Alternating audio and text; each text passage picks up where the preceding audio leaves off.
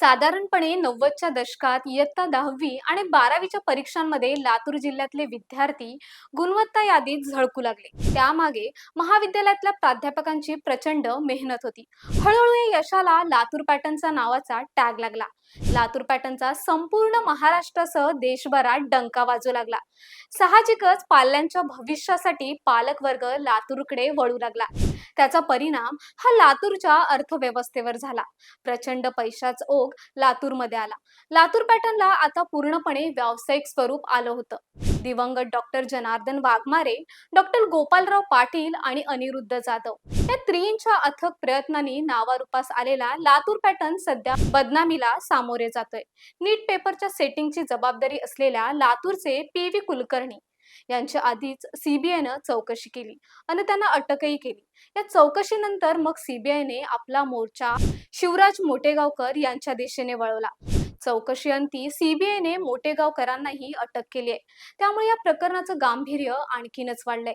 मराठवाड्यातल्या जेई, नीट, सीईटी सारख्या परीक्षांमध्ये हमखास यश मिळवून देणारं रेणुकाई करिअर क्लासेस अर्थात आरसीसी अशा कोचिंग क्लासेस सेक्टरमधली सर्वात मोठं नाव. यावर्षी नीट परीक्षेच्या आधी मोटेगावकरांनी त्यांच्या क्लासेसमधील विद्यार्थ्यांकडून मॉक पेपर सोडवून घेतला होता. त्यातले बहुतांश प्रश्न यंदाच्या नीट परीक्षेत आले होते. याचा व्हिडिओही व्हायरल झाला. नीट 2026 चा आत्ताच पेपर झाला. माझ्यासोबत प्रणिती आहे, तिने आत्ताच पेपर देऊन आला. प्रणिती, आरसीसी मॉक मधून आरसी टेस्टिंग क्वेश्चन आले? त्याच्या बाहेर क्वेश्चन आलाच ना. तुम्ही खुश आहात आरसीसी? हो, खरंच खुश आहात? बायोलॉजी काय म्हणते? सगळं एनसीईआरटी बेसिस मॉक टेस्ट मध्ये जे विचारलं ते चालू. आपल्या मॉक पेज सोपं होतं का अवघड होतं? सोपं. वा, छान. आणि माझ्यासोबत तुझं नाव ताई? ऋतुजा पण आहे. ऋतुजा बेटा, कसा गेला पेपर तुला? Chemistry, physics, bio? खूप छान केलं सर. आणि तुम्ही जे 101 क्वेश्चन्स दिले होते ना, त्या 101 क्वेश्चन मधून मोस्ट ऑफ त्यातूनच आले होते question. अरे वा, आपण जे शेवटी मॉकला जे घेतो आपण ते सगळे क्वेश्चन्स. वा, व्हेरी गुड. मॉक पेपर हे म्हणजे आरसीसी पेपर फॉलो केली more than sufficient? More than sufficient आहेत सर ते.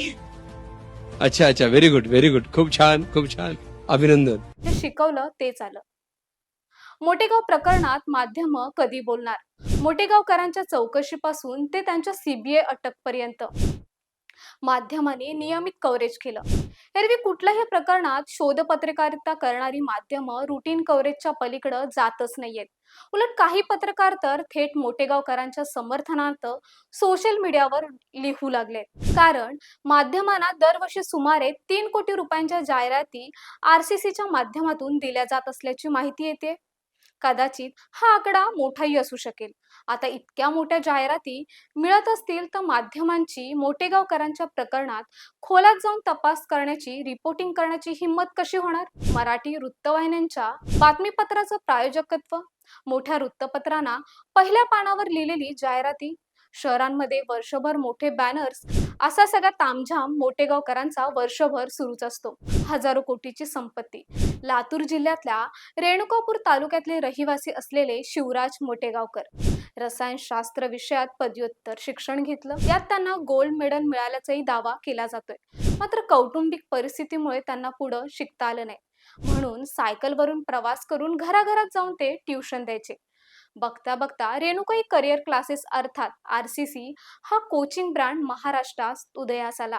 सूत्रांच्या माहितीनुसार आरसीसीची वार्षिक उलाढाल ही सुमारे 100 कोटींपेक्षा अधिक आहे. मात्र त्यांची स्थानावर मालमत्ता ही सुमारे 2 कोटीपेक्षा अधिक असल्याची माहिती देखील सूत्रांनी दिली आहे. मोटेगावकरांचे अनेक नेत्यांसोबत आर्थिक संबंध असल्याचीही माहिती आहे. मोटेगावकरांची राजकीय महत्वाकांक्षा दरवर्षी साधारणतः 100 कोटी रुपयांपेक्षा अधिक आर्थिक उलाढाल, सगळं काही सेट आहे असं वाटत असताना मोटेगावकरांना मग राजकारणाची ओढ लागली. त्यांनी लातूर ग्रामीण मधून काँग्रेसकडून विधानसभेची उमेदवारी मागितली. मात्र त्यांना ती मिळाली नाही.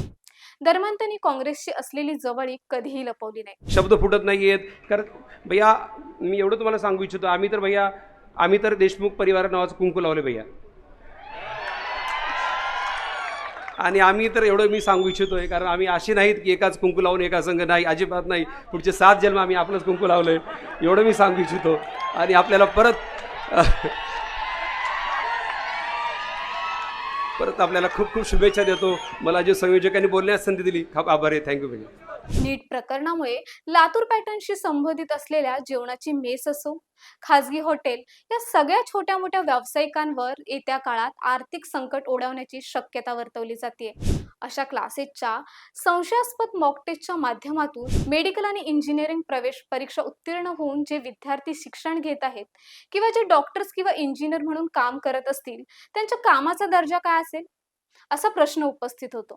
तर तुम्हाला याबद्दल काय वाटतंय कमेंट बॉक्समध्ये नक्की कळवा आणि अशाच माहितीसाठी मॅक्स महाराष्ट्राला सबस्क्राईब करायला विसरू नका.